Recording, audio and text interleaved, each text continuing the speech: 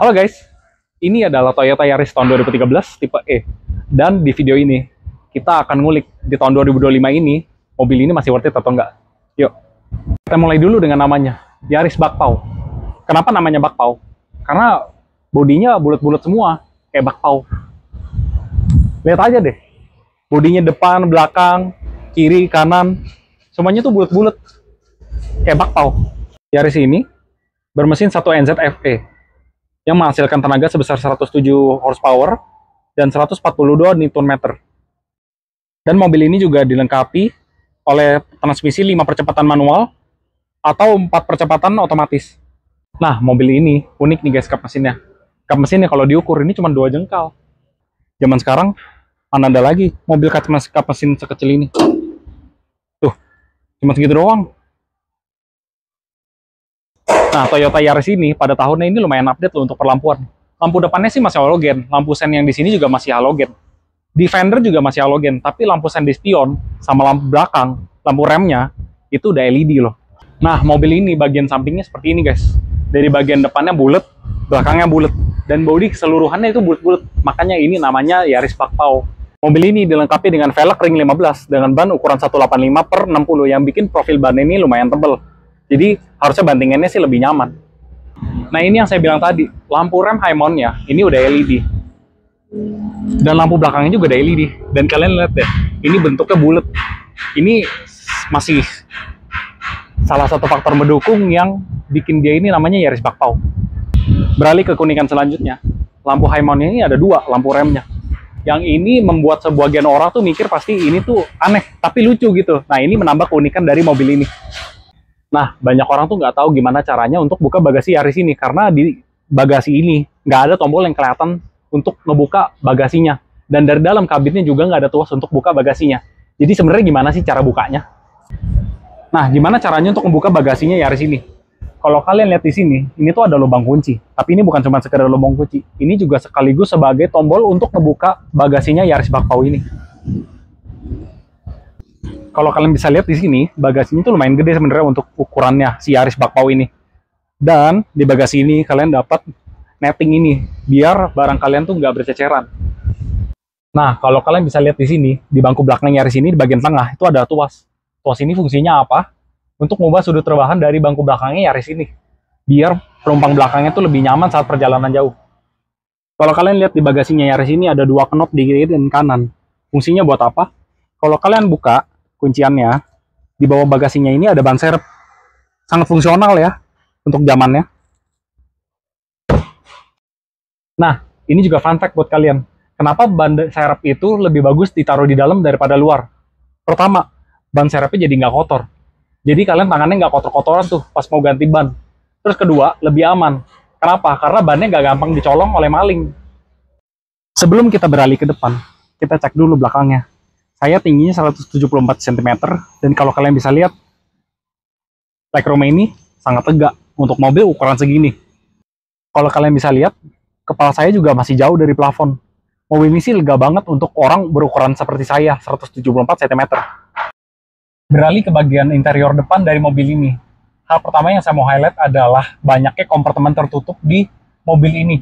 Kalau kalian lihat, di belakang setir ini nggak ada speedometer. Ada kompartemen tertutup 1, lalu di sebelahnya ada cup holder yang posisinya depan AC.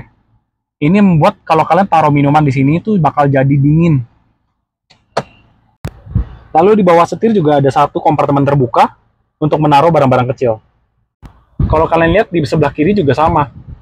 Ada 1, 2, dan 1 cup holder.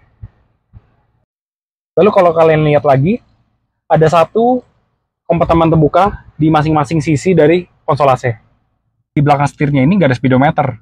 Speedometernya ada di mana sih? Speedometernya ada di tengah, seperti ini.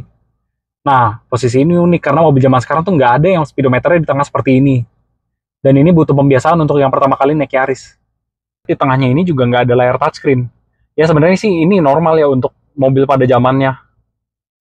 Nah, biasanya kalau di mobil lain kan kacanya cuma ada di sisi penumpang aja. Kalau di mobil ini, ada di sisi driver juga. Kalau kita beralih ke road trim, ini ada halonik lainnya nih. Kontrol jendelanya ada di sini. Dan kontrol untuk central lock-nya juga ada di sini. Dan di sini tuh ada pegangan. Di sini untuk naruh kunci-kunci atau koin-koin mungkin ya. Sekaligus bisa juga untuk menarik pintu. Oke, kita udah di dalam si Toyota Yaris tahun 2013 tipe E. Dan first impression gue ketika nyetir mobil ini adalah mobil ini itu sangat-sangat fun to drive. Jadi mesinnya itu responsif, transmisinya juga responsif. Dan kebetulan di unit yang ini tuh pakainya Matic ya, Matic 4Speed. Terus hal kedua yang saya mau highlight dari mobil ini adalah bantingannya kalau kena speed trap dan polisi tidur itu masih lumayan forgiving lah. Jadi gimana? Bantingan awalnya tuh keras, tapi sebenarnya pas udah ngayun dia tuh lembut gitu. Jadi kontrol mobilnya ini sangat-sangat baik kalau menurut saya. Hal ketiga yang saya mau highlight dari mobil ini adalah mobil ini dibawa lari 80 km per jam, 100 km per jam itu bisa tergolong cukup kedap dibanding mobil-mobil zaman sekarang, terutama mobil-mobil Honda yang peredamannya Eonola. Mobil ini tuh peredamnya lumayan kedap, jadi kayak ada mobil kencang di sebelah, itu nggak gitu kedengeran sih. Seberapa responsif mesin mobil ini kita coba cek ya. Sekarang posisi lagi 60 km per jam, kita kick down dalam 3, 2, 1. 80, 90. Jadi mobil ini tuh bener-bener ya, mesinnya 1500, mesinnya lumayan besar lah untuk bodi sekecil ini dan mobil seenteng ini. Makanya kayaknya enak banget sih ini mobil buat yang demen nyetir, buat driving enthusiast gitu. Lalu untuk setirnya ini menurut saya sangat-sangat komunikatif. Jadi di jalan itu ada lubang atau ada perpindahan marka gitu, itu kerasa ya di setir. Dan untuk akurasinya sih sangat akurat. Jadi misalnya saya belok-belokin gini tuh mobilnya langsung goyang tuh. Terus kalau saya pindah jalur, misalnya gini, itu sangat predictable mobilnya tuh moncongnya larinya kemana gitu. Mobil ini tuh setahu saya masih banyak banget yang nyari ya, denger-denger karena mobilnya badak, awet banget, mesinnya juga badak gitu ya, 1 NZFE. Dan dari pengalaman saya pakai mobil ini tuh jalan udah sekitar 80.000 km, emang nggak ada masalah berarti sih. Untuk mesin tuh nggak ada masalah sama sekali sampai sekarang, cuma servis rutin aja. Untuk kaki-kaki juga belum ada bunyi-bunyi, cuman kemarin itu udah sempat ganti shock breaker 2 di bagian depan karena sudah bocor, dan udah umur juga sih, mengingat mobil ini tuh tahun 2013 keluarnya gitu. Nih bantingannya kita coba nih, ada speed trap agak gede di depan.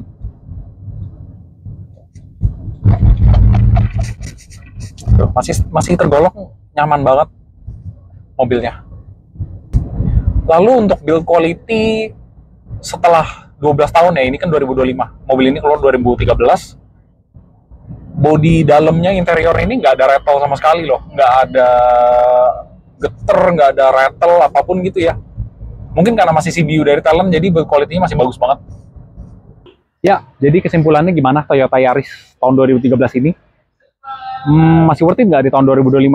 Menurut saya sih masih worth it.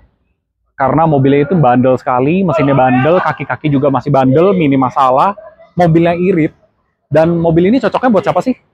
Mobil ini menurut saya cocoknya buat keluarga muda yang masih merintis ya, masih anaknya maybe 1 atau 2, dan keluarga kecil.